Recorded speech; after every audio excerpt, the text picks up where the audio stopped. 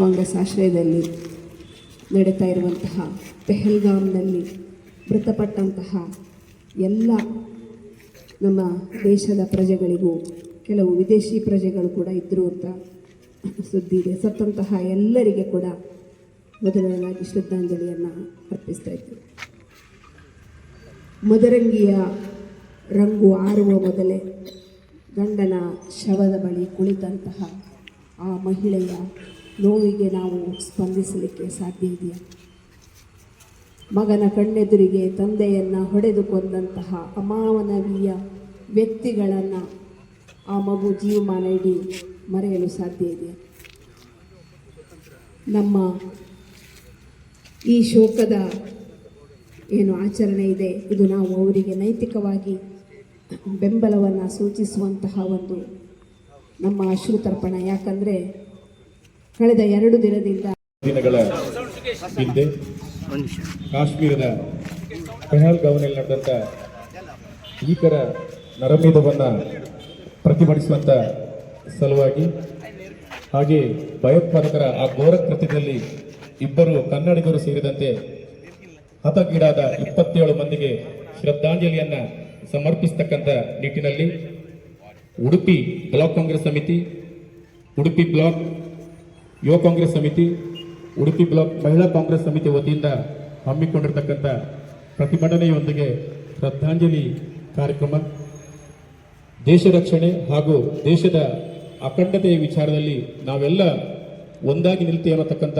ಸಂದೇಶವನ್ನು ನೀಡತಕ್ಕಂಥ ನಿಟ್ಟಿನಲ್ಲಿ ರಾಷ್ಟ್ರಾಭಿಮಾನದಿಂದ ಆಗಮಿಸಿರತಕ್ಕಂಥ ನಮ್ಮ ಕಾಂಗ್ರೆಸ್ ಕುಟುಂಬದ ಎಲ್ಲ ಬಂಧುಗಳಿಗೆ ವಂದನೆಯನ್ನು ಸಲ್ಲಿಸಿಕೊಳ್ಳುತ್ತಾ ಈ ಕಾರ್ಯಕ್ರಮವನ್ನು ಇದೀಗ ಪ್ರಾರಂಭಿಸುತ್ತಿದ್ದೇವೆ. ಆಗಮಿಸಿದಂಥ ತಮ್ಮೆಲ್ಲರನ್ನ ಇದೀಗ ಸ್ವಾಗತಿಸಲಿದ್ದಾರೆ ಉಡುಪಿ ಬ್ಲಾಕ್ ಕಾಂಗ್ರೆಸ್ ಸಮಿತಿ ಅಧ್ಯಕ್ಷರಾದ ರಮೇಶ್ ಗಂಜರ್. 2 ದಿನದಲ್ಲಿ ನಾವು ಬೇರೆ ಏನು ಕಂಡಿದ್ದಿಲ್ಲ. ಎಲ್ಲಿಯೋ ಯಾರೋ ಸತ್ರೆ ದುಃಖವಾಗುವಂತಹ ಈ ಪರಿಸ್ಥಿತಿಯನ್ನು ನಾವಿವತ್ತು ರಾಜಕೀಯದ ಒಂದು ನಿಟ್ಟಿನಲ್ಲಿ ನೋಡದೆ, ನಮ್ಮ ದೇಶದ ಕಾಶ್ಮೀರ ಅಂದರೆ ಭೂಲೋಕದ ಸ್ವರ್ಗ ಅನ್ನುವಂತಹ ಮಾತಿದೆ. ಆದರೆ ಅದಿವತ್ತು ಅಕ್ಷರಶಃ ನರಕ. ಅದನ್ನು ಮಾರ್ಪಾಡು ಮಾಡಿದ್ದು ಯಾರು ಅನ್ನುವುದರ ಕುರಿತು ಗಂಭೀರವಾದ ಚರ್ಚೆ ನಡೀಬೇಕಿದೆ. ಅಂದು ಪುಲ್ವಾಮಾ ಅಟ್ಯಾಕ್ನಲ್ಲಿ 40 ಮಂದಿ ಯೋಧರು ಸತ್ತಿದ್ದು ಇನ್ನೂ ಹೇಗೆ ಅಂತ ಗೊತ್ತಾಗದೇ ಇರುವಂತಹ ಈ ಸಂದರ್ಭದಲ್ಲಿ ಸತ್ತಂತಹ ಸಾಮಾನ್ಯ ನಾಗರಿಕರಿಗೆ ಯಾವ ರೀತಿಯ ನ್ಯಾಯ ಸಿಗಬಹುದು ಅನ್ನುವುದನ್ನು ಊಹಿಸಲು ಅಸಾಧ್ಯ. ಆದರೆ ಮೃತಪಟ್ಟಂತಹ ಕೊಂದಂತಹ ಆ ಅವಿವೇಕಿಗಳಿಗೆ ಯಾವುದೇ ಧರ್ಮ ಇರಲಿಲ್ಲ ಅನ್ನುವುದು ಸತ್ಯ. ಅದರ ಮಧ್ಯದಲ್ಲಿ ನಾಗೇಶಣ್ಣ ಹೇಳಿದಾಗೆ ಅನೇಕರು ಅದನ್ನು ಧರ್ಮದ ತಲೆಗೆ ಕಟ್ಟಲಿಕ್ಕೆ ಬಹಳ ಪ್ರಯತ್ನವನ್ನು ಮಾಡಿದರು. ಆದರೆ ನಾನಿವತ್ತು ಆ ಪಲ್ಲವಿಯಂತಹ ಒಂದು ಹೆಣ್ಣು ಮಗಳನ್ನು ನಾನಿವತ್ತು ಖಂಡಿತವಾಗಿಯೂ ಅಭಿನಂದಿಸ್ತೇನೆ. ಯಾಕಂದರೆ ಅಂತಹ ಒಂದು ಮಹಿಳೆಯರು ನಿಜವಾದ ವಿಷಯ ಏನು ಅಂತ ತಿಳಿಸಿದಾಗ ಮಾತ್ರ ಈ ದೇಶ ಆ ಕೋಮು ಸೌಹಾರ್ದತೆಯ ಅತ್ತ ಸಾಗಲು ಸಾಧ್ಯ ಅನ್ನುವಂಥದ್ದು ನನ್ನ ಭಾವನೆ. ಯಾಕಂದರೆ ಕೊಂದಂತಹವರಿಗೆ ಯಾವುದೇ ಧರ್ಮ ಇಲ್ಲ. ಯಾಕಂದರೆ ಯಾವುದೇ ಧರ್ಮದಲ್ಲಿ ನೀನು ಇನ್ನೊಬ್ಬರನ್ನ ಕೊಂದು ಬದುಕು ಅನ್ನುವಂತಹ ಯಾವುದೇ ವಾಕ್ಯಗಳಿಲ್ಲ. ಏನಿದ್ರೂ ಕೂಡ ಯಾವುದೇ ಧರ್ಮದಲ್ಲಿ ಈ ಅತಿರೇಕದ ಒಂದು ವರ್ತನೆ ಇದೆಯಲ್ಲ, ಇದು ಟೆರರಿಸಮ್, ಏನು ಭಯೋತ್ಪಾದನೆ. ಈ ಭಯೋತ್ಪಾದನೆಯನ್ನು ಖಂಡಿತವಾಗಿಯೂ 56 ಇಂಚಿನವರು ಬೇಕಾದರೂ ಇರಲಿ, 26 ಇಂಚಿನವರೇ ಬೇಕಾದರೂ ಇರಲಿ, ಅದನ್ನು ಕೊನೆಗೊಳಿಸುವಲ್ಲಿ ತಮ್ಮ ಕೊಡುಗೆ ಏನು ಅನ್ನುವುದನ್ನು ನೋಡಬೇಕು ಹೊರತು ಕೇವಲ ರಾಜಕೀಯ ದೃಷ್ಟಿಕೋನವನ್ನು ಇದರಲ್ಲಿ ಎಳೆದು ತರಬಾರದು. ಜನರು ಇದರ ಬಗ್ಗೆ ಖಂಡಿತವಾಗಿಯೂ ಗಂಭೀರವಾಗಿ ಚಿಂತನೆಯನ್ನು ಮಾಡಬೇಕು. ಒಂದು ಧರ್ಮವನ್ನು ಉಳಿಸುವುದಕ್ಕೋಸ್ಕರ ಏನೆಲ್ಲ ಒಂದು ಷಡ್ಯಂತ್ರಗಳು ರಾಜಕೀಯ ಪಕ್ಷದಿಂದ ನಡೀತಾ ಇದೆ, ಇದನ್ನು ಕೂಡ ಇವತ್ತು ಅರಿತುಕೊಳ್ಳಬೇಕಾದಂತಹ ಅಗತ್ಯ ಇದೆ. ಹಾಗಾಗಿ ಈ ಸಂದರ್ಭದಲ್ಲಿ ನಾವೆಲ್ಲರೂ ಕೂಡ ಈ ದೇಶದ ಸಮಗ್ರತೆಗೆ, ಏಕತೆಗೆ ಹಾಗೂ ಸೌಹಾರ್ದತೆಗೆ ಸಾಕ್ಷಿಯಾಗಿ ಕಾಶ್ಮೀರವನ್ನು ಪುನಃ ನಾವು ಭೂಲೋಕದ ಸ್ವರ್ಗವನ್ನಾಗಿ ಮಾಡಬೇಕು. ಇದಕ್ಕೆ ನಮ್ಮ ಎಲ್ಲ ಇಡೀ ದೇಶದ 140 ಕೋಟಿ ಜನರು ಕೂಡ ಮನಸ್ಸು ಮಾಡಬೇಕು. ಜೊತೆಗೆ ರಾಜಕೀಯ ಪಕ್ಷಗಳು ಸರಿಯಾದ ದಿಕ್ಕಿನಲ್ಲಿ ಸಾಗುವಂತೆ ನಾವು ಕೂಡ ಇದರಲ್ಲಿ ಭಾಗವಹಿಸಬೇಕು ಅನ್ನುವಂತಹ ತಮ್ಮೆಲ್ಲರಲ್ಲಿ ಕಳಕಳಿಯ ವಿನಂತಿಯನ್ನು ಮಾಡುತ್ತಾ, ಪುನಃ ತೀರಿ ಹೋದಂತಹ ಮೃತರಾದಂತಹ ಎಲ್ಲರಿಗೆ, ಅವರ ಕುಟುಂಬಕ್ಕೆ ಖಂಡಿತವಾಗಿ ಅದು ಬಹಳ ಕಷ್ಟ ಆದರೂ ಕೂಡ ಅವರ ಜೊತೆ ನಾವಿದ್ದೇವೆ ಅಂತ ಈ ಸಂದರ್ಭದಲ್ಲಿ ಒಂದು ನೈತಿಕವಾದ ಬೆಂಬಲವನ್ನು ಕೋರಲಿಕ್ಕೆ ನಿಮ್ಮೆಲ್ಲರಲ್ಲಿ ನಿಮ್ಮೆಲ್ಲರ ಏನು ಸಹಕಾರದೊಂದಿಗೆ ಈ ಸಭೆಯನ್ನು ನಾವು ಮಾಡಿದ್ದೇವೆ. ಹಾಗಾಗಿ ಪುನಃ ಬ್ಲಾಕ್ ಕಾಂಗ್ರೆಸ್ ಅಧ್ಯಕ್ಷರಿಗೆ ನಾನು ಈ ಸಂದರ್ಭದಲ್ಲಿ ಧನ್ಯವಾದವನ್ನು ಹೇಳ್ತೇನೆ. ಜನತೆಯ ಜೊತೆಯಲ್ಲಿ ಆ ಘಟನೆಗಳು ನಡೆದ ಭಾಗಕ್ಕೆ ಒಬ್ಬ ಪ್ರತಿಪಕ್ಷ ನಾಯಕ ಹೊರಡ್ತಾರೆ. ಆದರೆ ನಾನು ಬೇರೆ ಹೆಚ್ಚಿನ ವಿಚಾರಗಳನ್ನು ಹೇಳಲಿಕ್ಕೆ ಹೋಗದೆ, ಇದೊಂದು ಭಾವನಾತ್ಮಕ ವಿಚಾರ, ಈ ದೇಶದ ಐಕ್ಯತೆಯ ವಿಚಾರ, ದೇಶದ ಸಮಗ್ರತೆಯ ವಿಚಾರ. ಇವತ್ತು ರಾಜ್ಯದ ಮುಖ್ಯಮಂತ್ರಿಗಳು 10 ಲಕ್ಷ ರೂಪಾಯಿ ಅವರ ಕುಟುಂಬಕ್ಕೆ ಮಡಿದವರ ಕುಟುಂಬಕ್ಕೆ ಕೊಡ್ತಕ್ಕಂಥ ಘೋಷಣೆಯನ್ನು ಕೂಡ ಮಾಡಿದ್ದಾರೆ. ಮಾನ್ಯ ಮುಖ್ಯಮಂತ್ರಿಗಳಾದ ಶ್ರೀಯುತ ಸಿದ್ದರಾಮಯ್ಯನವರಿಗೆ, ಅದಕ್ಕೆ ಕೆಲಸ ಮಾಡಿದಂಥ ಡಾಕ್ಟರ್ ಪರಮೇಶ್ವರ್ ಅವರಿಗೆ, DK ಶಿವಕುಮಾರ್ ಅವರಿಗೆ, ಕಾರ್ಮಿಕ ಸಚಿವರಾದ ನಮ್ಮ ನೆಚ್ಚಿನ ಸಂತೋಷ್ ಲಾಡ್ ಅವರಿಗೆ, ಈ ಭಾಗದ ಕಾಂಗ್ರೆಸ್ ಕಾರ್ಯಕರ್ತರ ಪರವಾಗಿ ಕೂಡ, ಉಡುಪಿಯ ಜನತೆಯ ಪರವಾಗಿ ಕೂಡ ಅವರಿಗೆ ಕೃತಜ್ಞತೆಯನ್ನು ಸಲ್ಲಿಸ್ತೇವೆ. ಜೊತೆಯಲ್ಲಿ ಈ ದೇಶದ ಗೌರವಾನ್ವಿತ ಪ್ರಧಾನಮಂತ್ರಿ ನರೇಂದ್ರ ಮೋದಿಜಿಯವರು, ಅಮಿತ್ ಶಾಜಿಯವರು ಮತ್ತು ನಮ್ಮ ರಾಜನಾಥ್ ಸಿಂಗ್ ಸಾಹೇಬರು ಈಗಲಾದರೂ ಎಚ್ಚೆತ್ತುಕೊಂಡು ಈ ದೇಶವನ್ನು ರಕ್ಷಿಸತಕ್ಕಂಥ ದಿಸೆಯಲ್ಲಿ 140 ಕೋಟಿ ಜನ ಇದ್ದಾರೆ. ಜನರನ್ನು ವಿಭಜನೆ ಮಾಡದೆ ಜನರಿಗೆ ಶಾಂತಿ ಸಾಮರಸ್ಯದಿಂದ ಬದುಕ್ತಕ್ಕಂಥ ಒಂದು ಸಂದೇಶವನ್ನು ನೀಡಿ, ನಾಡಿನ ಯಾವುದೇ ರೀತಿಯ ಸಮಸ್ಯೆಗಳಿಗೆ ಅವಕಾಶಗಳನ್ನು ಕೊಡದೆ ನಾಡಿನ ಜನ ಶಾಂತಿಯುತವಾಗಿ ಬದುಕಿ ಬಾಳುವಂತೆ ಆ ಒಂದು ಸಂದೇಶವನ್ನು ಮಹಾತ್ಮ ಗಾಂಧೀಜಿಯವರ ತತ್ವ ಅನುಸರಿಸುವಂತ ಒಂದು ಸಂದೇಶವನ್ನು ನಾಡಿನ ಜನತೆಗೆ ನೀಡಬೇಕು. ಯಾವ ರೀತಿಯಲ್ಲಿ ವಿನಯ್ ಕುಮಾರ್ ಸೊರ್ಕೆ ಅವರು ಹೇಳಿದರು, ಪ್ರಪಂಚದಲ್ಲಿ ಶಾಂತಿಗೆ ಒಂದು ದೂತನಾಗಿ ಮೊನ್ನೆ ತನಕವೂ ಕೂಡ ಕೆಲಸ ಮಾಡಿದಂತ ಪೋಪ್ ಫ್ರಾನ್ಸಿಸ್ ನಮ್ಮನ್ನ ಬಿಟ್ಟು ಅಗಲಿದ್ದಾರೆ. ಅಂತ ಒಂದು ದೊಡ್ಡ ವಿಶ್ವಗುರು ನಮಗೆ ಬೇಕಾಗಿದೆ ಎಂಬ ಮಾತನ್ನು ಕೂಡ ಈ ಸಂದರ್ಭದಲ್ಲಿ ಉಲ್ಲೇಖ ಮಾಡಿ, ಅಂತ ಸಂದೇಶದ ಅಡಿಯಲ್ಲಿ ನಾವು ಬೆಳೀತಕ್ಕಂಥ ಮಾತನಾಡೋಣ. ಮಹಾತ್ಮ ಗಾಂಧೀಜಿಯವರ ಆದರ್ಶಗಳನ್ನ ಈ ನಾಡಿನ ದೊರೆಗಳು ಪಾಲಿಸುವಂತಾಗಲಿ ಅಂತೇಳಿ ಹಾರೈಸಿ ಭಾಗವಹಿಸಿದಂತೆಲ್ಲ ಕಾರ್ಯಕರ್ತರು ನಾವೆಲ್ಲ ಇವತ್ತು ಬಹಳ ದೊಡ್ಡ ನುಡಿನಮನವನ್ನು ಸಲ್ಲಿಸಿದ್ದೇವೆ. ಆದರೆ ಆ ಕುಟುಂಬಕ್ಕೆ ನಾವು ಏನು ಹೇಳಿದರೂ ಕೂಡ ಆ ಸಂತಾನ ಮುಟ್ಲಿಕ್ಕಿಲ್ಲ, ಅದನ್ನು ನಾವು ಮಾಡ್ಲಿಕ್ಕೆ ಸಾಧ್ಯನೂ ಇಲ್ಲ. ಅವರ ಕುಟುಂಬದ ನೋವು ಅವರಿಗೆ ಗೊತ್ತು. ಆ ನೋವಿನ ಸಂದರ್ಭದಲ್ಲಿ ಸಮಾಜವನ್ನು ವಿಭಜಿಸತಕ್ಕಂಥ ಪ್ರಯತ್ನಗಳು ಕೂಡ ಇವತ್ತು ನಡೀತದೆ. ಇದನ್ನು ನಾವು ಸಹಿಸಲಿಕ್ಕೆ ಸಾಧ್ಯನೇ ಇಲ್ಲ, ಅದು ಸಾಧ್ಯವೂ ಇಲ್ಲ. ಇವತ್ತು ಶ್ರೀಯುತ ರಮೇಶ್ ಕಾಂಚನ್ ಅವರು, ನಮ್ಮ ಮಹಿಳಾ ಕಾಂಗ್ರೆಸ್, ನಮ್ಮ ಯುವಕ ಕಾಂಗ್ರೆಸ್, ನಮ್ಮ ವಿದ್ಯಾರ್ಥಿ ಕಾಂಗ್ರೆಸ್ ಪ್ರಸಾದ್ ರಾಜ್ ಕಾಂಚನ್ ಅವರು, ವಿನಯ್ ಕುಮಾರ್ ಸೊರ್ಕೆ ಅವರು ಮತ್ತು ನಮ್ಮ ಜಿಲ್ಲಾ ಕಾಂಗ್ರೆಸ್ ಸಮಿತಿ, ನಮ್ಮ ಪಕ್ಷದ ವಿವಿಧ ಘಟಕದ ಅಧ್ಯಕ್ಷರುಗಳು, ಕಾರ್ಯಕರ್ತರು, ನಮ್ಮ ಪ್ರಚಾರ ಸಮಿತಿ ಅಧ್ಯಕ್ಷರು ಇವತ್ತೊಂದು ಉತ್ತಮ ಕಾರ್ಯಕ್ರಮವನ್ನು ಇಲ್ಲಿ ಜೋಡಿಸಿ ಕಾರ್ಯಕರ್ತರಿಗೆ ಮತ್ತು ನಾಡಿಗೆ ಒಂದು ಸಂದೇಶವನ್ನು ಕೊಡ್ತಕ್ಕಂಥ ದಿಕ್ಕಿನಲ್ಲಿ ಈ ಭಾಗದಲ್ಲಿ ಸದಾ ಶಾಂತಿ ಸಾಮರಸ್ಯ ಬೆಳಗಲಿ, ಈ ಭಯೋತ್ಪಾದನೆ ಈ ಪ್ರಪಂಚದಲ್ಲಿ ದೇಶದಲ್ಲಿ ನಿರ್ಮೂಲನ ಆಗಲಿ. ಆ ನಿರ್ಮೂಲನಕ್ಕೆ ನಾವು ಶಾಂತಿಯ ಮಂತ್ರದ ಮೂಲಕ, ಅಹಿಂಸೆಯ ಧರ್ಮದ ಮೂಲಕ ಅದಕ್ಕೆ ಪ್ರತಿರೋಧವನ್ನು ಮಾಡೋಣ ಎಂಬ ಮಾತನ್ನು ಹೇಳಿ ಆಗಮಿಸಿದ ಎಲ್ಲ ಕಾಂಗ್ರೆಸ್ ಕಾರ್ಯಕರ್ತರಿಗೆ DK ಶಿವಕುಮಾರ್ ಅವರ ಪರವಾಗಿ, ಸಿದ್ದರಾಮಯ್ಯನವರ ಪರವಾಗಿ ಕೃತಜ್ಞತೆಯನ್ನು ಸಲ್ಲಿಸಿ ನನ್ನ ಮಾತನ್ನು ಮುಕ್ತಾಯಗೊಳಿಸ್ತೇನೆ. ಜೈ ಹಿಂದ್. ಅಂತ ಸನ್ನಿವೇಶ ಈ ನಾಡಿನಲ್ಲಿ ನಡೆಯಿತು. ನಾನು ಇದನ್ನು ಯಾಕೆ ಉಲ್ಲೇಖ ಮಾಡಿದ್ದೇನೆ ಅಂತ ಹೇಳಿದರೆ, ನಾವೆಲ್ಲ ಕಾಂಗ್ರೆಸ್ ಪಕ್ಷದ ಕಾರ್ಯಕರ್ತರು ಈ ದೇಶದ ಸಹಿಷ್ಣುತೆ, ದೇಶದ ಐಕ್ಯತೆ, ದೇಶದ ಸಮಗ್ರತೆ, ಸದಾ ದೇಶದ ಬಗ್ಗೆ ಚಿಂತನೆಯನ್ನು ಮಾಡುತ್ತಕ್ಕಂಥ ಜನ ಆಗಿರಬೇಕಾಗಿದೆ. ನಾವು ಕಾಶ್ಮೀರದಿಂದ ಹಿಡಿದು ಕನ್ಯಾಕುಮಾರಿಯ ತನಕ, ಅಸ್ಸಾಮಿನಿಂದ ಹಿಡಿದು ಗುಜರಾತಿನ ತನಕ ಈ ದೇಶದ ವಿವಿಧ ಜಾತಿ, ವಿವಿಧ ಮತ, ವಿವಿಧ ಪ್ರಾಂತ್ಯ, ವಿವಿಧ ಭಾಷೆಯನ್ನಾಡ್ತಕ್ಕಂಥ ಜನ ನಾವೆಲ್ಲ ಒಂದಾಗಿ ಒಗ್ಗಟ್ಟಾಗಿ ನಮ್ಮ ಸಂಪನ್ಮೂಲವನ್ನು ಈ ರಾಷ್ಟ್ರಕ್ಕೆ ವಿನಿಯೋಗ ಮಾಡಿದ್ದೇವೆ. ನಮ್ಮ ಸೇವೆಯನ್ನು ಈ ದೇಶದ ಜನತೆಗೆ ಕೊಟ್ಟಿದ್ದೇವೆ. ವಿವಿಧ ರಾಜಕೀಯ ಪಕ್ಷಗಳು ಕೂಡ ತಮ್ಮದೇ ಆದಂಥ ಸೇವೆಯನ್ನು ನಾಡಿಗೆ ಕೊಟ್ಟಿದೆ. ಇದೆಲ್ಲ ಕೂಡ ನಮ್ಮ ಗೌರವ ನಮ್ಮ ಮನಸ್ಸಿನಲ್ಲಿದೆ. ಆದರೆ ಮೊನ್ನೆ ಏನು ಕಾಶ್ಮೀರದಲ್ಲಿ ನಡೆದಂತಹ ಅದೊಂದು ಹತ್ಯಾಕಾಂಡ ಇದೆ. ನಿರಪರಾಧಿಗಳು, ಯಾವುದೇ ತಿಳುವಳಿಕೆ ಇಲ್ಲದವರು, ಅಥವಾ ಎಲ್ಲವೂ ಮುಗಿದು ಹೋಗಿದೆ. ಕಾಶ್ಮೀರ ಒಂದು ಪ್ರವಾಸಿಗಳ ತಾಣ, ಭವ್ಯವಾದಂಥ ಸ್ವರ್ಗ ಅವನ್ನು ನಾವು ಏನಾದರೂ ನೋಡ್ಲಿಕ್ಕೆ ಸಾಧ್ಯ ಇದ್ರೆ ಅಂಥ ಒಂದು ಸುಂದರ ತಾಣವನ್ನು ನೋಡಬೇಕು ಅಂತೇಳಿ ಹೊರಟಂಥ ಈ ದೇಶದ 27 ಪ್ರಜೆಗಳು ಆ ಭಯೋತ್ಪಾದಕರ ದಾಳಿಗೆ ಗುರಿಯಾಗ್ತಕ್ಕಂಥ ಸನ್ನಿವೇಶ ನಡೆದು ಹೋಯಿತು. ಭಯೋತ್ಪಾದಕರಿಗೆ ಜಾತಿ ಇಲ್ಲ, ಅವರಿಗೆ ಮತ ಇಲ್ಲ, ಅವರಿಗೆ ಯಾವುದೂ ಗೊತ್ತೂ ಇಲ್ಲ. ಅವರು ಎಲ್ಲಿದ್ದಾರೆ, ಎಲ್ಲಿಂದ ಬದುಕ್ತಾರೆ, ಹೇಗೆ ಬದುಕಿದ್ದಾರೆ ಎಂಬುದರ ಬಗ್ಗೆ ಕೂಡ ಭಾಳಷ್ಟು ಅಧ್ಯಯನಗಳು ನಡೆದಿದೆ. ಅದರ ಬಗ್ಗೆ ನಾವು ಇದು ಸಕಾಲ ಅಲ್ಲದೆ ಇದ್ದರೂ ಕೂಡ ಇವತ್ತು ಅವರು ಮಾಡಿದಂಥ ಕೃತ್ಯವನ್ನು ನಾವೆಲ್ಲ ಖಂಡಿಸಿದ್ದೇವೆ. ಮುಂದೆ ಇಂಥ ಕಥೆಗಳು ನಡೀಬಾರ್ದಾಗಿದೆ. ನಮ್ಮ ಪುಲ್ವಾಮಾ ದಾಳಿಯನ್ನು ಕೂಡ ನಾವು ನೆನಪಿಸಿಕೊಳ್ಬೇಕಾಗಿದೆ. 250 kg RDX ಬಂದು ಎಲ್ಲ ಭದ್ರತೆಯ ಜಾಗದಲ್ಲಿ ಒಂದು ಸೂಜಿ ಕೂಡ ಭದ್ರತೆ ಇಲ್ಲದೆ ಹೋಗ್ಲಿಕ್ಕೆ ಸಾಧ್ಯ ಇಲ್ಲ. ಅಂಥ ಜಾಗದಲ್ಲಿ ಮಿಲಿಟರಿ ವಾಹನವನ್ನು ಧ್ವಂಸ ಮಾಡ್ತಕ್ಕಂಥ ಪ್ರಯತ್ನ ಕೂಡ ಈ ದೇಶದಲ್ಲಿ ನಡೆದೋಯ್ತು. ಆದರೂ ಕೂಡ ನಮ್ಮ ಆಂತರಿಕ ಭದ್ರತಾ ವ್ಯವಸ್ಥೆ ಯಾವ ಮಟ್ಟಿಗಿದೆ ಎಂಬುದರ ಬಗ್ಗೆ ಕೂಡ ತನಿಖೆಗಳು ನಡೆದು ಇನ್ನೂ ಮುಗಿದಿಲ್ಲ. ಅಷ್ಟೇ ಹೊತ್ತಿಗೆ ಎಲ್ಲವೂ ಸರಿಯಾಯಿತು ಅಂತ ಹೇಳುವಾಗ ಇವತ್ತು ಈ ಒಂದು ದುರ್ಘಟನೆ ನಡೆದಿದೆ. ಕರ್ನಾಟಕದ ಶಿವಮೊಗ್ಗದ ಮಂಜುನಾಥರು, ಅದೇ ರೀತಿಯಲ್ಲಿ ಭರತ್ ದೀಕ್ಷಿತ್ ಅವರು ಬೆಂಗಳೂರಿನ, ಅವರಿಬ್ಬರು ಕೂಡ ನಮ್ಮ ರಾಜ್ಯದಿಂದ ಕಣ್ಮರೆ ಆಗಿದ್ದಾರೆ. ಅವರ ಕುಟುಂಬಕ್ಕೆ ನಾವು ಸಾಂತ್ವನವನ್ನು ಹೇಳಿದ್ದೇವೆ. ನಮ್ಮ ರಾಜ್ಯದ ಮುಖ್ಯಮಂತ್ರಿ ಸಿದ್ದರಾಮಯ್ಯನವರು, ಉಪಮುಖ್ಯಮಂತ್ರಿಗಳು DK ಶಿವಕುಮಾರ್ ಅವರು, ನಮ್ಮ ನೆಚ್ಚಿನ ಶ್ರೀಯುತ ಕಾರ್ಮಿಕ ಸಚಿವರಾಗಿರ್ತಕ್ಕಂಥ ಸಂತೋಷ್ ಲಾಡ್ ಅವರು ನೇರವಾಗಿ ಕಾಶ್ಮೀರಕ್ಕೆ ಹೋಗಿ ಕಾಶ್ಮೀರದ ಎಲ್ಲ ಭಾಗದಲ್ಲಿದ್ದಂಥ ಕರ್ನಾಟಕದ ಪ್ರವಾಸಿಗರನ್ನು ಸುರಕ್ಷಿತವಾಗಿ ರಾಜ್ಯಕ್ಕೆ ತೆಗೆದುಕೊಂಡು ಬರ್ತಕ್ಕಂಥ ಒಂದು ಪ್ರಯತ್ನವನ್ನು ಮಾಡಿ ಎಲ್ಲ ಜನ ಅವರಿಗೆ ಇವತ್ತು ಅವರಿಗೆ ಶ್ಲಾಘನೆಯನ್ನು ಮಾಡ್ತಕ್ಕಂಥ ಕೆಲಸವನ್ನು ಕರ್ನಾಟಕ ಸರ್ಕಾರಕ್ಕೆ ಮಾಡಿದ್ದಾರೆ. ಕರ್ನಾಟಕ ಸರ್ಕಾರ ಭಾರತ ಸರ್ಕಾರಕ್ಕೆ ಹೇಳಿದೆ, ನಾವೆಲ್ಲ ದೃಷ್ಟಿಯಲ್ಲಿ ಕೂಡ ಈ ದೇಶದ ಸರ್ಕಾರದೊತ್ತು ಇದೆ ಅಂತೇಳಿ. ನಿನ್ನೆ ಭಾಳ ಒಂದು ನೋವಿನ ಸಂಗತಿ, ಈ ದೇಶದ ಪ್ರಧಾನಮಂತ್ರಿಯವರು ಸೌದಿ ಅರೇಬಿಯಾದ ಅಲ್ಲಿ ಪ್ರವಾಸದಲ್ಲಿದ್ದರು. ಘಟನೆ ಕಂಡ ತಕ್ಷಣ ಅವರು ಭಾರತ ದೇಶಕ್ಕೆ ಬಂದರು.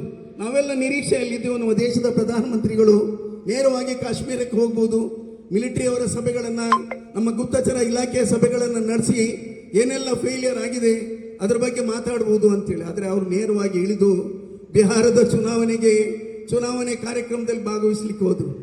ಇವತ್ತು ಅವರ ರಾಜನಾಥ್ ಸಿಂಗ್ ಅವರ, ನಮ್ಮ ರಕ್ಷಣಾ ಸಚಿವರ ಅಧ್ಯಕ್ಷತೆಯಲ್ಲಿ ನಮ್ಮ ದೇಶದ ಸಭೆ ನಡೀತದೆ. ವಿವಿಧ ರಾಜಕೀಯ ಪಕ್ಷದ, ಕಾಂಗ್ರೆಸ್ ಪಕ್ಷದ ಶ್ರೀಯುತ ರಾಹುಲ್ ಗಾಂಧಿಯವರು, ನಮ್ಮ ಪಕ್ಷದ ಅಧ್ಯಕ್ಷರಾದ ಮಲ್ಲಿಕಾರ್ಜುನ್ ಖರ್ಗೆ ಅವರು ಸಭೆಯಲ್ಲಿ ಭಾಗವಹಿಸಿದರು. ವಿವಿಧ ರಾಜಕೀಯ ಪಕ್ಷಗಳು ಭಾಗವಹಿಸಿದರು. ಅಲ್ಲಿ ಚರ್ಚೆಗಳು ನಡೆಯಿತು. ನಮ್ಮ ಗುಪ್ತಚರ ಇಲಾಖೆಯ ವೈಫಲ್ಯವನ್ನು ಸರ್ಕಾರ ಒಪ್ಪಿಕೊಂಡಿತು. ಅದರ ಅರ್ಥ ಯಾವ ಲೈನ್ ಆಫ್ ಕಂಟ್ರೋಲ್ ಇದೆ ಆ ಕಂಟ್ರೋಲ್ನ ಭಾಗದಲ್ಲಿ ನಮ್ಮ ಬಾರ್ಡರ್ ಸೆಕ್ಯೂರಿಟಿ ಫೋರ್ಸ್ಗಳು, ಅದೇ ರೀತಿಯಲ್ಲಿ ಇತರ ನಮ್ಮ ಸೈನ್ಯಗಳು ಇವತ್ತು ಆ ಭಾಗದಲ್ಲಿ 24/7 ಕೆಲಸವನ್ನು ಮಾಡ್ತಾ ಇರಬೇಕಂತ ಜಾಗದಲ್ಲಿ ಈ ರೀತಿ ಆದರೆ ಬೇರೆ ಕಡೆ ಜನನಿಬಿಡ ಭಾಗದಲ್ಲಿ ಯಾವ ರೀತಿಯ ಪರಿಸ್ಥಿತಿ ಎದುರಾಗಬಹುದು? ಇದು ಸರ್ಕಾರದ ಫೇಲಿಯರ್ ಅಲ್ವೇ ಎಂಬ ಪ್ರಶ್ನೆ ಜನರನ್ನು ಕಾಡ್ತಾ ಇದೆ. ಆದರೆ ನಾವೀಗ ಹೇಳುವಂಥ ಸನ್ನಿವೇಶದಲ್ಲಿ ಇಲ್ಲ. ಆದರೆ ದೇಶದ ಸರ್ಕಾರದ ಜೊತೆಯಲ್ಲಿ, ಈ ದೇಶದ ಪ್ರಧಾನಮಂತ್ರಿಗಳ ಜೊತೆಯಲ್ಲಿ ಕಾಂಗ್ರೆಸ್ ಪಕ್ಷ ಕೈ ಜೋಡಿಸಿದೆ. ನೀವು ಯಾವ ತೀರ್ಮಾನವನ್ನು ತೆಗೆದುಕೊಂಡ್ರೂ ಕೂಡ ಭಯೋತ್ಪಾದನೆ ರಾಷ್ಟ್ರವಾದ ಪಾಕಿಸ್ತಾನವನ್ನು ನೀವು ಸದೆಬಡಿಯಲಿಕ್ಕೆ ಸಾಧ್ಯ ಇದೆ. ಆ ಒಂದು ವ್ಯವಸ್ಥೆಯನ್ನು ಮಾಡಬೇಕು ಎಂಬ ಒಂದು ತೀರ್ಮಾನವನ್ನು ಕೂಡ ಪಕ್ಷ ಕೊಟ್ಟಿದೆ. ಏನೇ ಇದ್ರೂ ಕೂಡ ಭಯೋತ್ಪಾದನೆ ನಿಲ್ಲಬೇಕಾಗಿದೆ. ಈ ದೇಶ ಯಾಕೆ ಇಂದಿರಾ ಗಾಂಧಿಯವರು ಯಾವಕ್ಕೆ ಪೂರ್ವ ಪಾಕಿಸ್ತಾನ ಪಶ್ಚಿಮ ಪಾಕಿಸ್ತಾನ ವಿಭಜನೆ ಆಗಿ ಬಾಂಗ್ಲಾದೇಶದ ನಿರ್ಮಾಣ ಆಯಿತು, ಅವರು ಸ್ವತಂತ್ರವಾಗಿ ಬದುಕ್ತಕ್ಕಂಥ ಸಂದರ್ಭ ಇವತ್ತು ನಿರ್ಮಾಣ ಆಗಿದೆ. ಈ ಎಲ್ಲ ದಿನಗಳನ್ನು ಕೂಡ ಯಾಕೆ ಅವಲೋಕಿಸಿದ್ದೇವೆ ಅಂತ ಹೇಳಿದರೆ ಅಲ್ಲಿ ಒಂದು ಸ್ವತಂತ್ರವಾದ ಸರ್ಕಾರ ಇವತ್ತು ಅಸ್ತಿತ್ವಕ್ಕೆ ಬಂದಿದೆ. ಉಮರ್ ಅಬ್ದುಲ್ಲಾ ಅವರು ಆ ಭಾಗದ ಮುಖ್ಯಮಂತ್ರಿಯಾಗಿ ಕೂಡ ಇದ್ದಾರೆ. ಏನೇ ಇದ್ರೂ ಕೂಡ ಇವತ್ತು ಹಿಂಸೆ, ನಮ್ಮೊಂದು ಪ್ರಸಾದ್ ರಾಜ್ ಕಾಂಚನ್ ಒಂದು ಮಾತು ಹೇಳಿದ್ರು, ಹಿಂಸೆಯನ್ನ ನಾವು ತ್ಯಜಿಸಲೇಬೇಕಾಗಿದೆ ಹೇಳಿದ್ರು.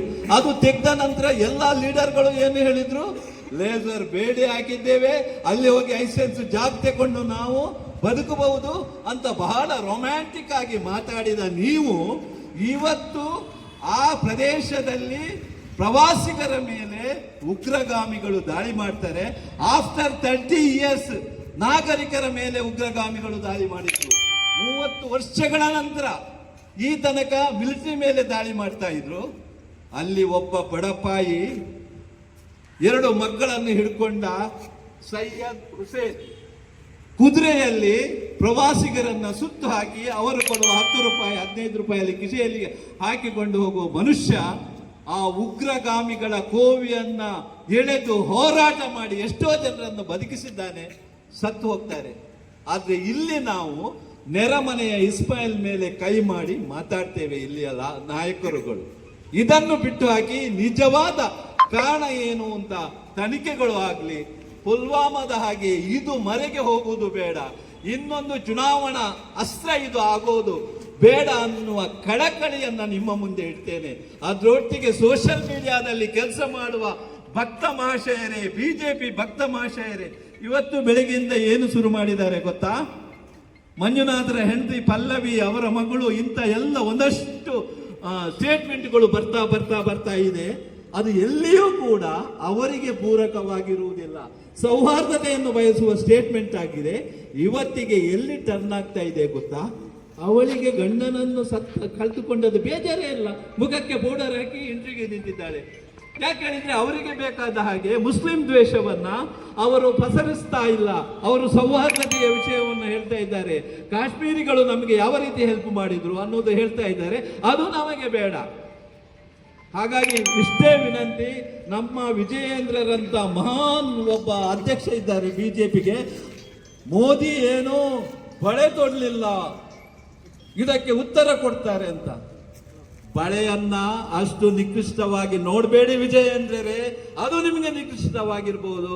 ಬಳೆ ತೊಟ್ಟ ನಮ್ಮ ನಾಯಕಿ ಪಾಕಿಸ್ತಾನವನ್ನ ವಿಭಜಿಸಿ ಬಾಂಗ್ಲಾವನ್ನು ಮಾಡಿ ಇವತ್ತು ಪಾಕಿಸ್ತಾನದ ಶಕ್ತಿಯನ್ನ ಮುರಿದಿದ್ದಿದ್ರೆ ಪಾಕಿಸ್ತಾನದ ಒಳಗೆ ಹೋಗಿ ಅವಳು ಬೇರೆಯವರ ಅಲ್ಲಿ ಪಾಕಿಸ್ತಾನದ ಅಧ್ಯಕ್ಷರ ಮದುವೆಗೆ ಹೋಗಿ ಊಟ ಮಾಡಿ ಬಿರಿಯಾನಿ ತಿಂದದ್ದು ಬಂದದ್ದಲ್ಲ ನಮ್ಮ ನಾಯಕಿ.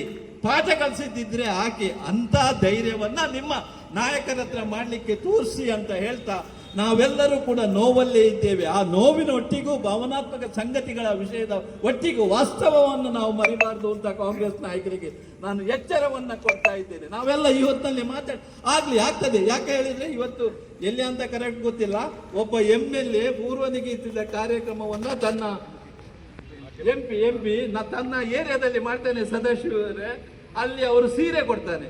ಅದಕ್ಕೆ ಮಾಧ್ಯಮಗಳು ಟೈಟಲ್ ಕೊಟ್ಟು ಇಲ್ಲಿ ರಂಗನಾಥ್ನಂತ ಮಾಧ್ಯಮ ಹೇಳ್ತದೆ ಅವ ಖುಷಿಗೆ ಸೀರೆ ಹಂಚಿದ ಅಂತ. ಅವ ಪೂರ್ವ ನಿಗದಿತ ಕಾರ್ಯಕ್ರಮ. ಯಾರು ಊಟ ಮಾಡದೆ ಇಲ್ಲಿ ಕೂತ್ಕೊಳ್ತಾ ಇಲ್ಲ. ಬಿಹಾರದ ಚುನಾವಣಾ ಭಾಷಣದಲ್ಲಿ ಬಹಳ ನಗ್ನಗ್ನ ಭಾಷಣ ಮಾಡಿದ್ರು ನಮ್ಮ ನಾಯಕರು. ಅದ್ಯಾವ ಮಾಧ್ಯಮಗಳ ಕಣ್ಣಿಗೂ ಬೀಳ್ತಾ ಇಲ್ಲ. ಸೊ ಅದಕ್ಕಾಗಿ ಹೇಳ್ತಾ ಇದ್ದೇನೆ, ನೋವು ನಮಗೂ ಇದೆ. ಇಂಥ ಅಮಾನವೀಯ ಘಟನೆ ಎಲ್ಲಿಯೂ ಜರಗಬಾರ್ದು. ಅದಕ್ಕೆಲ್ಲವನ್ನು ನಾವು ಖಂಡಿಸ್ತೇವೆ. ನಮ್ಮ ಪಕ್ಷವೇ ಹೇಳಿದೆ, ನೀವು ಯಾವ ಸ್ಟೆಪ್ ಅನ್ನು ತಗೊಳ್ತೀರಿ, ಯಾವ ಕ್ರಮವನ್ನು ಕೈಗೊಳ್ತೀರಿ, ನಮ್ಮ ಅಖಿಲ ಭಾರತ ರಾಷ್ಟ್ರೀಯ ಕಾಂಗ್ರೆಸ್ ಅದನ್ನು ಬೆಂಬಲಿಸುತ್ತದೆ ಎನ್ನುವ ಮಾತನ್ನ ಹೇಳ್ತಾ, ಮುಂದೆ ಇಂಥ ಘಟನೆಗಳು ಆಗದೇ ಇರಲಿ, ಪುನೊಂದು ಪುಲ್ವಾಮಾ ಆಗದೇ ಇರಲಿ ಅನ್ನುವ ಆಶಯವನ್ನ ವ್ಯಕ್ತಪಡಿಸ್ತಾ ನನ್ನ ಮಾತನ್ನು ಮುಗಿಸ್ತೇನೆ. ಜೈ ಹಿಂದ್. ಪ್ರವಾಸಿಗಳ ಮೇಲೆ ಕಾಶ್ಮೀರದ ಪಹಲ್ಗಾಮ ಪ್ರದೇಶದಲ್ಲಿ ಜರುಗಿದ ಹತ್ಯಾಕಾಂಡ ಇಡೀ ಭಾರತವನ್ನು ಬೆಚ್ಚಿ ಬೀಳಿಸಿದೆ. ಮಾನವಂತ ಮನಸ್ಸುಗಳು ನೊಂದಿವೆ. ಇವತ್ತು 26 ಜನ ಅಥವಾ ಕೆಲವು ದಾಖಲೆಗಳ ಪ್ರಕಾರ 27 ಜನ ಅಸುನೀಗಿದ್ದಾರೆ, ಹತ್ಯಾಕಾಂಡಕ್ಕೆ ಬಲಿಯಾಗಿದ್ದಾರೆ.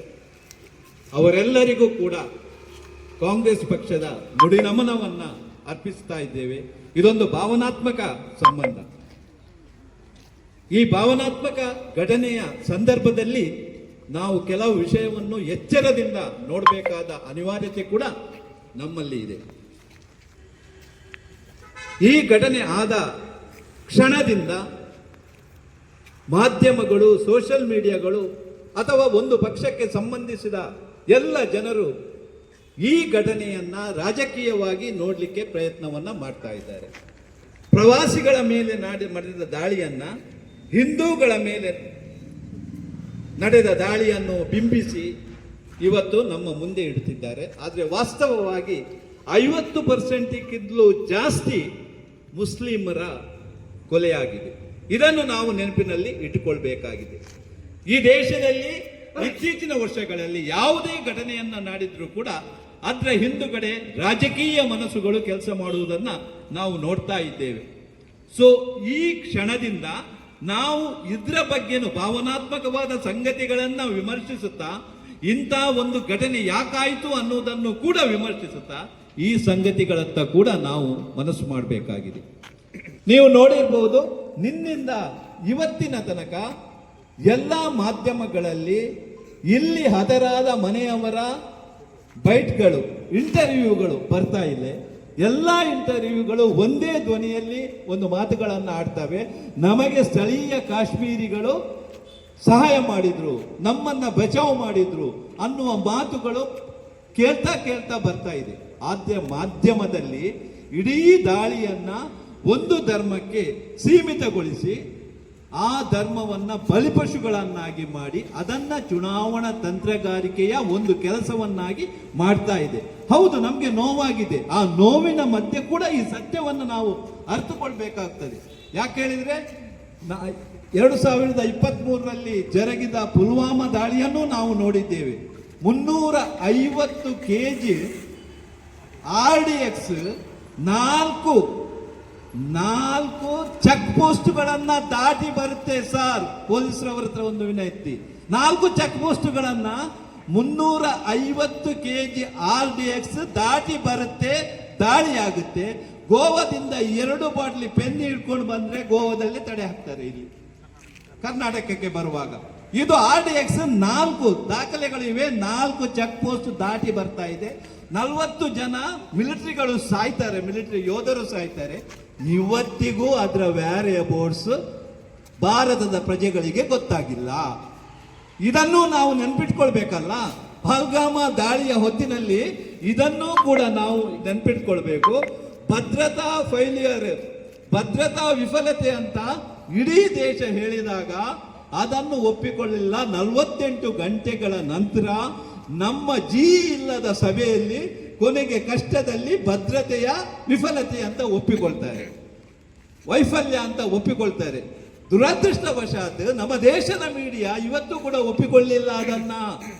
ಭದ್ರತೆಯ ವಿಫಲತೆ ಅಂತ ನಮ್ಮ ದೇಶದ ಮೀಡಿಯಾ ಇವತ್ತೂ ಕೂಡ ಒಪ್ಪಿಕೊಳ್ಳಿಲ್ಲ. ಗವರ್ಮೆಂಟ್ ಒಪ್ಪಿಕೊಂಡಿದೆ. ವಿರೋಧ ಪಕ್ಷವಾದ ಕಾಂಗ್ರೆಸ್ ನಿಮ್ಮ ಯಾವುದೇ ಕ್ರಮಕ್ಕೆ ನಾವು ಸಂಪೂರ್ಣ ಸಹಕಾರ ಕೊಡ್ತೇವೆ ಅಂತ ಹೇಳ್ತಾರೆ. ನಮ್ಮ ದೇಶದ ಪ್ರಧಾನಿಗಳು ಕಾಶ್ಮೀರದಲ್ಲಿ ಒಂದು ಪ್ರೆಸ್ ಕಾನ್ಫರೆನ್ಸ್ ಮಾಡುವುದಿಲ್ಲ, ಪ್ರೆಸ್ನವರ ಹತ್ರ ಮಾತಾಡುವುದಿಲ್ಲ.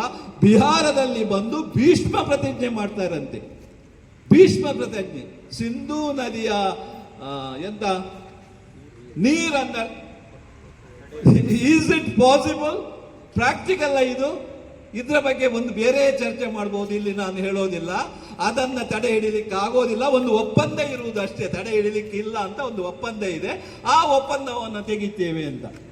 ಇಂಥ ನಾಟಕದ ಮಾತುಗಳನ್ನ ಬಿಟ್ಟು ನಿಜವಾದ ಯಾರು ಇದ್ದಾರೆ, ಒಂದು ದುಃಖದ ಸಭೆಯಲ್ಲಿ ನಾವೆಲ್ಲ ಇವತ್ತು ಎಲ್ಲ ಬಂದು ಸೇರಿದ್ದೇವೆ.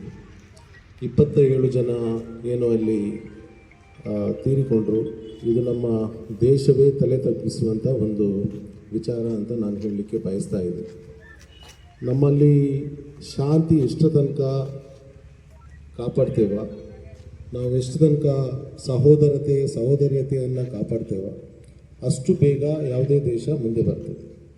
ಯಾವಾಗ ದ್ವೇಷವನ್ನು ನಾವು ಇಟ್ಕೊಂಡು ನಾವು ಆಡಳಿತ ಮಾಡ್ತೇವೆ, ಅಷ್ಟು ವೇಗವೇ ದೇಶ ಹಿಂದೆ ಹೋಗ್ತದೆ. ನಾವು ಸಾಕಷ್ಟು ಉಗ್ರಗಾಮಿಗಳ ಒಂದು ಆಟವನ್ನು ಕಳೆದ ಸಾಕಷ್ಟು ವರ್ಷದಿಂದ ನಾವು ನೋಡ್ತಾ ಇದ್ದೇವೆ. ಎಲ್ಲಿ ಎಲ್ಲ ನಮ್ಮ ದೇಶದಲ್ಲಿ ಉಗ್ರಗಾಮಿಗಳ ಅಟ್ಯಾಕ್ ಆಯಿತು ನಮ್ಮ ದೇಶದ ಪ್ರಜೆಗಳಿಗೆ, ದ್ವೇಷದಿಂದ ಆಡಳಿತ ಮಾಡಿದೆ ಯಾವ ಸರ್ಕಾರ ಮಾಡಿದೆ ಆ ಸರ್ಕಾರದಲ್ಲಿ ಜಾಸ್ತಿ ಉಗ್ರಗಾಮಿಗಳ ಅಟ್ಯಾಕ್ ನಮ್ಮ ದೇಶದಲ್ಲಿ ಆಯಿತು. ಯಾವುದೇ ಆಗಲಿ ಕಾಂಗ್ರೆಸ್ ಪಕ್ಷ ಇವತ್ತು ಈ ಒಂದು ಉಗ್ರಗಾಮಿಗಳನ್ನು ಹೊಡೆದೊಳಿಸಲಿಕ್ಕೆ ನಾವು ಸಂಪೂರ್ಣ ಸಹಕಾರ ಕೊಡ್ತೇವೆ ಅಂತ ಈ ಸಂದರ್ಭದಲ್ಲಿ ನಮ್ಮ ಅಖಿಲ ಭಾರತ ಕಾಂಗ್ರೆಸ್ ಪಕ್ಷವು ಕೂಡ ನಮ್ಮ ಸರ್ಕಾರಕ್ಕೆ, ಭಾರತ ದೇಶದ ಆಡಳಿತ ಸರ್ಕಾರಕ್ಕೆ ಇವತ್ತು ಬೆಂಬಲ ಕೊಟ್ಟಿದೆ.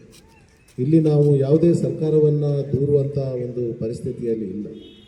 ಯಾಕಂದರೆ ನಮ್ಮ ದೇಶದ ಪ್ರಜೆಗಳು ಇವತ್ತು ಭಯದಿಂದ ಒಂದು ಬದುಕುವಂಥ ಒಂದು ಸ್ಥಿತಿ ನಮ್ಮ ದೇಶದಲ್ಲಿ ಉಂಟಾಗಿದೆ.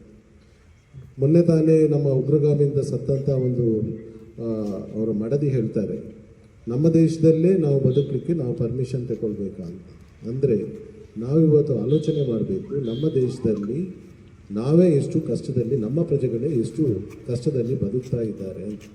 ಸೊ ಇದನ್ನೆಲ್ಲ ನಾವು ದೂರ ಮಾಡಲಿಕ್ಕೆ ಸ್ನೇಹಭಾವಿಯ ಒಂದು ಆಡಳಿತ ವರ್ಗ ನಮ್ಮ ದೇಶಕ್ಕೆ ಭಾರಿ ಅತ್ಯಗತ್ಯ.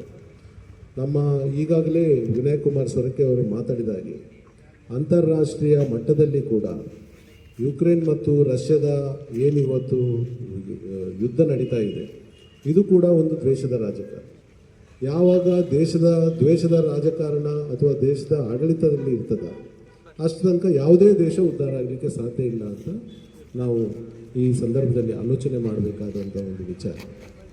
ಈಗದ ಆಡಳಿತ ಪಕ್ಷ ಆರ್ಟಿಕಲ್ 370 ಅದನ್ನು ಕಾಶ್ಮೀರದಲ್ಲಿ ನಾವು ಚಲಾವಣೆ ಮಾಡಿ ದೇಶದಲ್ಲಿ ಒಂದು ಸಮಗ್ರ ಪರಿಸ್ಥಿತಿಯ ಒಂದು ವಾತಾವರಣ ತಂದಿದ್ದೇವೆ ಅಂತ ನಮ್ಮ ಗೃಹ ಮಂತ್ರಿಗಳು ನಮಗೆ ಪದೇ ಪದೇ ಎಂದು ಹೇಳ್ತಿದ್ದದ್ದು ನಾವು ನೆನಪಿಸ್ಕೊಳ್ಬೇಕಾಗ್ತದೆ.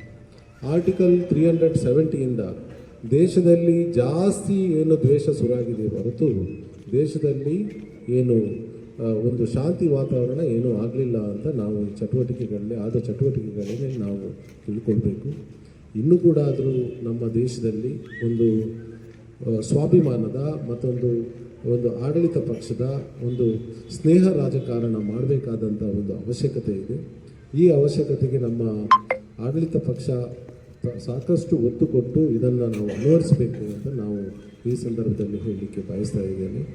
ಕೆಲವು ಕುಟುಂಬದ ಹುತಾತ್ಮರಾದ ಕೆಲವು ಕುಟುಂಬದ ನೋವನ್ನು ಕೇಳಿದರೆ ನಮಗೂ ನಾಳೆ ಈ ಸಮಸ್ಯೆ ಬರ್ಬೋದು ಅಂತ ನಾವು ತಿಳ್ಕೊಳ್ಬೇಕಾಗ್ತದೆ.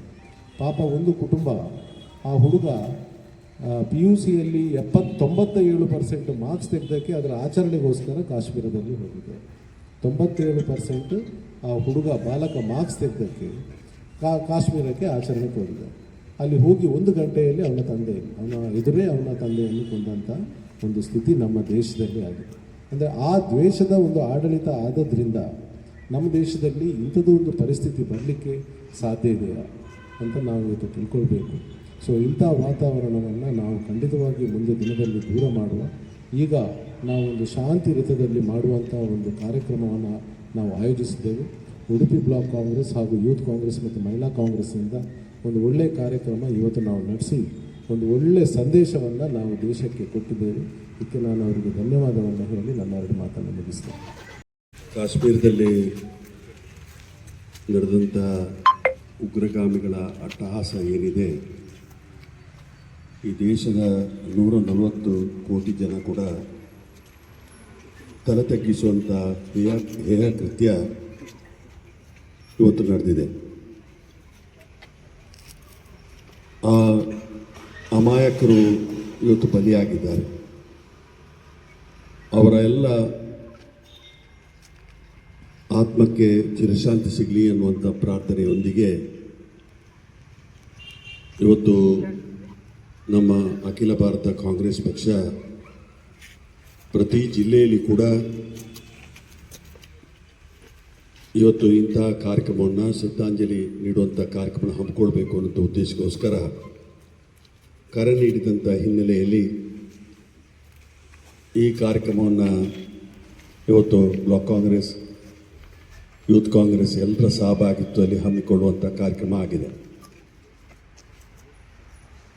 ಉಗ್ರಗಾಮಿಗಳಿಗೆ ಧರ್ಮ ಇಲ್ಲ, ಜಾತಿ ಇಲ್ಲ.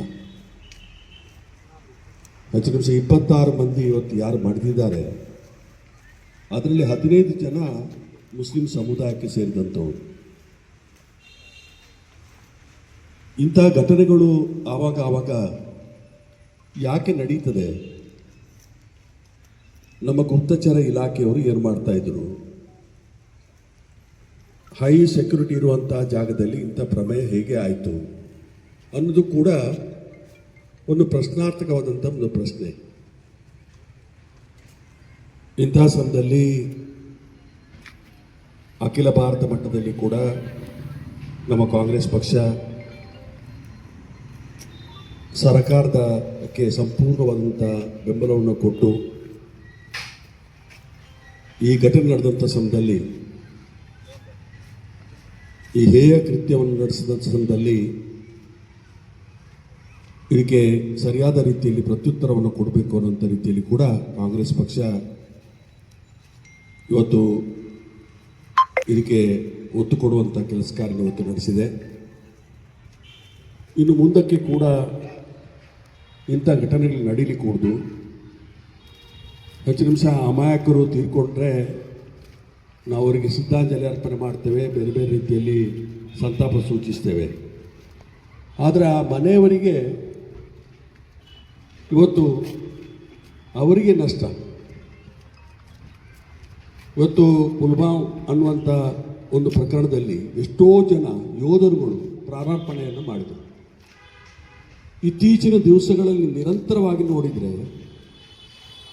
ಇವತ್ತು ಆಡಳಿತಾರೂಢ ಪಕ್ಷದ ಸಂದರ್ಭದಲ್ಲೇ ಒಂದು 10ಕ್ಕಿಂತ ಮೇಲೆ ಇಂಥ ಒಂದು ರೀತಿಯ ಉಗ್ರಗಾಮಿಗಳ ದಾಳಿ ಆಗಿದೆ. ಬರೇ ಭಾಷಣಕ್ಕೋಸ್ಕರ ಮಾತ್ರ ಸೀಮಿತ ಆಗದೆ ಉಗ್ರಗಾಮಿ ಹತ್ತಿಕ್ಕುವಂಥದ್ದು, ಕಾರ್ಯಗತ ಆಗುವಂಥ ಕಾರ್ಯಕ್ರಮಗಳಾಗಬೇಕು. ಇಂಥ ಅಹಿತರವಾದಂಥ ಘಟನೆಗಳು ನಡೀಲಿಕ್ಕೂಡುದು. ಕಾಶ್ಮೀರದಂಥ ಊರು ಪ್ರವಾಸೋದ್ಯಮನೇ ಅವರಿಗೆ ಆದಾಯ. ಹೆಚ್ಚಿನ ನಿಮಿಷ ಇವತ್ತು ಕಾಶ್ಮೀರದ ರಾಜ್ಯಕ್ಕೆ ಈ ಟೆರಿಟರಿಗೆ ಹೆಚ್ಚಿನ ನಿಮಿಷ ಯಾವುದೇ ರೀತಿಯ ಆದಾಯದ ಮೂಲಗಳಿಲ್ಲದಂಥ ಒಂದು ಪರಿಸ್ಥಿತಿ ಕೂಡ ಇವತ್ತು ನಿರ್ಮಾಣ ಆಗಿದೆ. ಮಣಿಪುರದಲ್ಲಿ ನಿರಂತರವಾಗಿ ಜನಾಂಗೀಯ ಸಂಘರ್ಷಗಳು ಇವತ್ತು ನಡೆದು ಇಡೀ ಜಗತ್ತಿನಲ್ಲಿ ನಾವು ತಲೆ ತಗ್ಗಿಸುವಂಥ ರೀತಿಯ ಪ್ರಮೇಯ ಆಗಿತ್ತು. ನಾನು ಇವಾಗಲೇ ಜಗದ್ಗುರು ಫ್ರಾನ್ಸಿಸ್ ಅವರ ಒಂದು ಶ್ರದ್ಧಾಂಜಲಿ ಕಾರ್ಯಕ್ರಮದಲ್ಲಿ ಭಾಗವಹಿಸಿದ್ದೆ. ಇವತ್ತು ಉಕ್ರೇನ್ ಮತ್ತು ರಷ್ಯಾ ಯುದ್ಧ ಆದಂಥ ಸಮಯದಲ್ಲಿ ಆ ಯುದ್ಧವನ್ನು ತಕ್ಷಣ ನಿಲ್ಲಿಸಬೇಕು ಅನ್ನುವಂಥ ರೀತಿಯ ಒಂದು ಪ್ರಯತ್ನಗಳನ್ನು ಇವತ್ತು ನಡೆಸಿದರು.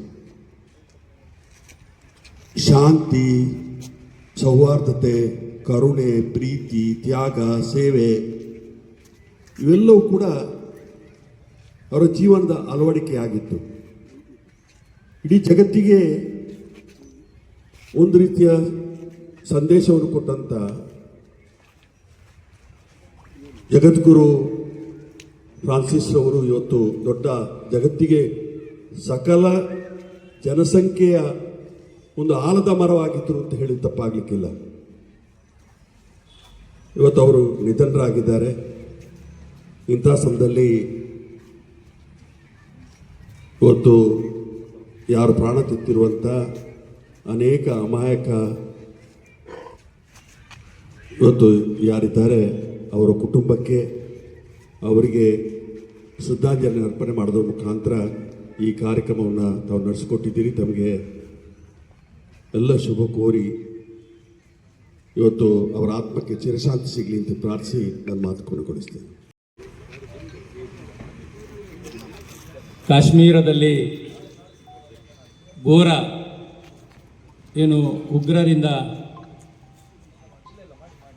ಇವತ್ತು ನಮ್ಮ ದೇಶದ ವಿವಿಧ ಜಿಲ್ಲೆಗಳಲ್ಲಿ ಆಗಮಿಸಿ ಪ್ರವಾಸಿಗರ ಮೇಲೆ ಇವತ್ತು ಉಗ್ರಗಾಮಿಗಳು ಗುಂಡೇಟು ಹಾಕಿ ಇವತ್ತು ಸಾಯಿಸುವಂಥ ಕೆಲಸ ಮಾಡಿದ್ದಾರೆ.